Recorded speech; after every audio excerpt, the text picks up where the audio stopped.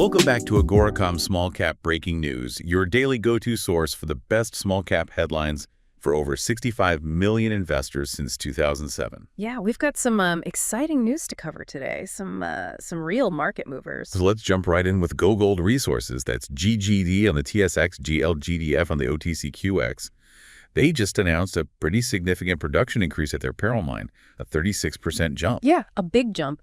And they put out a release. It highlighted over 551,000 silver equivalent ounces produced. Wow. But here's what's really interesting. They've successfully integrated a SART zinc circuit, which basically means they're extracting more gold and silver from the ore. So not just producing more, but producing it more efficiently. Exactly. And if you look at the numbers for the quarter, 226,343 ounces of silver, 3,213 ounces of gold, 121 tons of copper, and 161 tons of zinc. And their cash balance is sitting pretty at $76 million. That's a lot of financial firepower, especially with their Los Ricos South project coming up. Right. And speaking of Los Ricos South, they're about to release their definitive feasibility study, and they're hoping for a permit decision on the underground mine by March.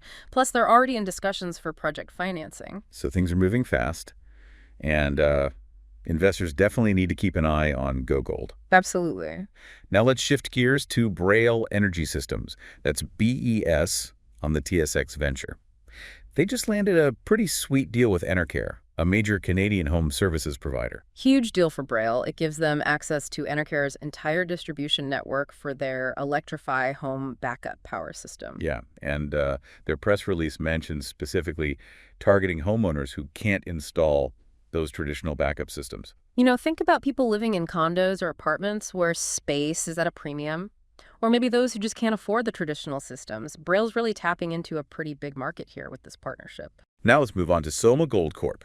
Soma on the TSX Venture, A2P4DU on the Frankfurt Stock Exchange, and SMAGF on the OTC. They just came out with their 2024 production results. 27,460 ounces of gold equivalent produced and 27,668 ounces sold. Not quite hitting that 30,000-ounce target. They mentioned unplanned shutdowns and even a community blockade. They had some headwinds to deal with. Some challenges, for sure. But they're also looking at a potential deal with Denarius Metals Corp. Okay. Denarius trades on the TSX Venture as DMET and on the OTCQX as DNRSF.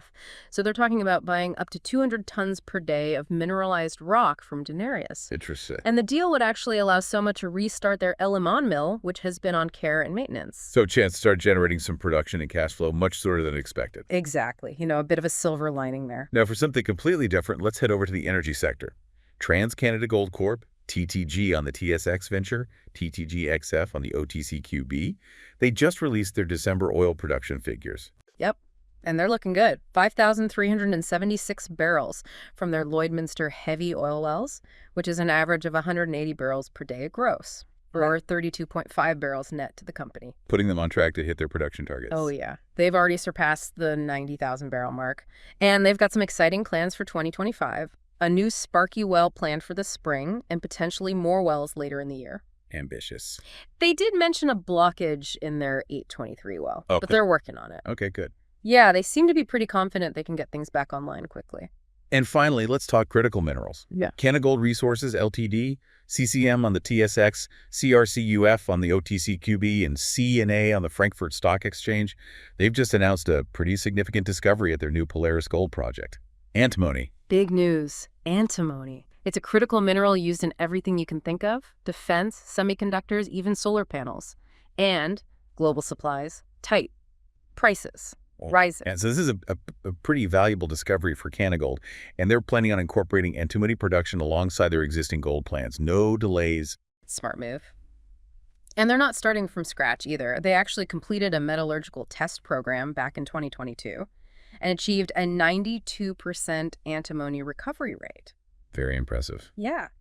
Shows they can extract it efficiently and profitably. Could be a real game changer for Canagold and their investors. Especially with the demand for critical minerals continuing to just skyrocket. It's a hot market right now. You know, it's amazing to watch these small cap companies, how they maneuver in this market. They're dealing with these challenges, but they're also like finding these really cool opportunities. It's true. I mean, they have to be adaptable, right, to thrive in this environment. Exactly. It's all about adapting and evolving. And a lot of it comes down to, their management teams, their vision. But speaking of, let's get back to some of those financial and drilling results. Yeah, let's dig a little deeper. Okay, so Go Gold Resources. Remember that cash balance we talked about? The $76 million? Hard to forget a number like that.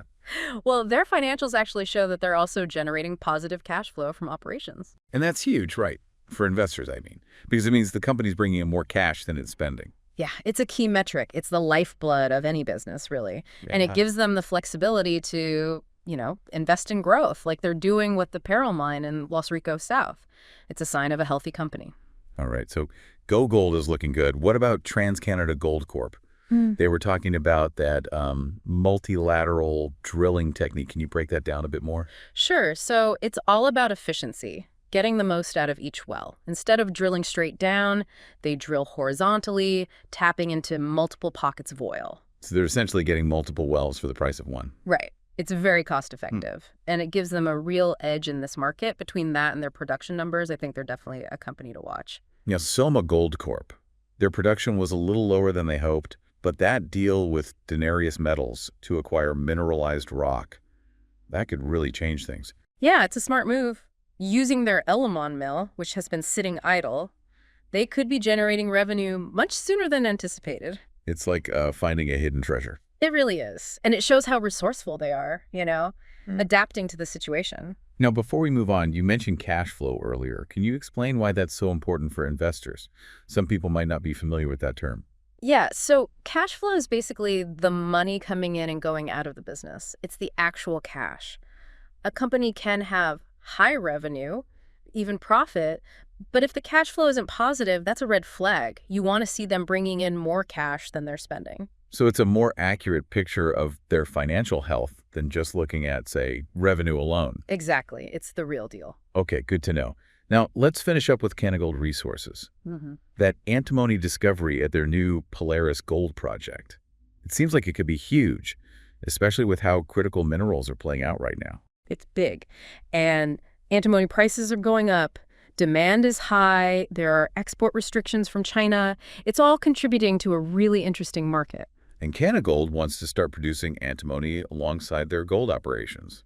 No delays. That's a smart strategy. And remember, they already have that 92% antimony recovery rate from their testing. They can extract it efficiently and profitably. So a good sign for investors. And you have to consider the bigger picture. The demand for critical minerals is only going to grow. They're essential for all these technologies: electric vehicles, solar panels, wind turbines, you name it. So Canagold is in a good position to capitalize on that growth. Absolutely. It's pretty amazing when you think about it, these companies, all these different approaches to growth, but one thing they all have in common is adaptability. It really is key in the small cap market. Yeah, you have to be able to roll with the punches, so to speak. Like Go Gold, they really optimized their operations at Peril, boosted production, strengthened their financials. They're not just waiting around, they're making moves. And Braille Energy Systems. Seeing that niche in the market for a home backup power solution and partnering with Enercare to reach all those customers, that's thinking ahead. And Soma Gold, finding a way to utilize that idle mill and generate cash flow. I mean, talk about resourcefulness. For sure. And TransCanada Gold, embracing that cutting-edge drilling technology to get the most out of their oil extraction, that's a commitment to innovation right there. And then you've got Canagold with that antimony discovery, and they're jumping right on it, integrating antimony production with their gold operations. It's a smart play. It really is. They're not just reacting, they're being proactive. It's impressive. Absolutely. And it's a good lesson for investors, too. When you're looking at these small cap companies, don't just get caught up in the numbers. Look for the companies that can adapt, that are resilient, that are willing to innovate. Couldn't agree more. Those are the companies that have the potential to really make it there. So that wraps up our deep dive into today's small cap breaking news. We saw some incredible production increases, some strategic partnerships, even a groundbreaking discovery. A lot to be excited about. But more than anything, I think what we've seen today is the importance of adaptability and strategic thinking. That's what drives success in the small cap market. Absolutely.